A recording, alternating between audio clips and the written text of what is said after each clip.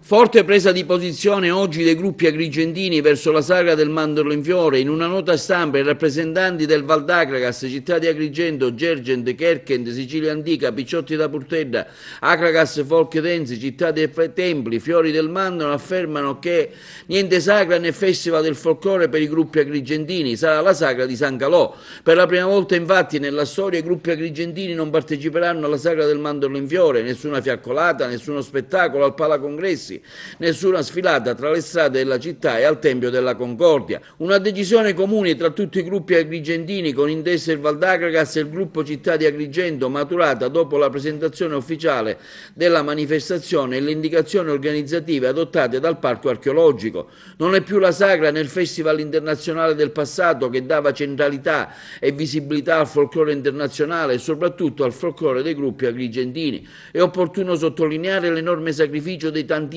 giovani componenti dei gruppi folcloristici agrigentini durante l'anno, aspettando la sagra e gli impegni del festival. Come è accaduto già l'anno passato, si ripete la stessa musica, mettere insieme inopportunamente il Festival internazionale del folklore con i suoi gruppi esteri ai gruppi cosiddetti UNESCO, senza una logica, mettendo da parte il folklore locale. Non riusciamo a far capire agli organizzatori, come è accaduto l'anno scorso, che la presenza del folklore agrigentino rappresenta la dinamica vitalità delle più autentiche tradizioni popolari in una manifestazione legata alla primavera, ai valori di amicizia e fratellanza tra i popoli, che mantenga soprattutto la tradizionale impostazione del suo Festival internazionale del folklore. L'obiettivo del parco sarà anche quest'anno quello di guardare l'aspetto a colorizzazione ed attrazione di effetti scenici e circensi come le torri umane, che poco o nulla hanno da fare con lo spirito della sagra del Festival internazionale del folklore, pensato dal professor Enzo Lauretta nel lontano 1952,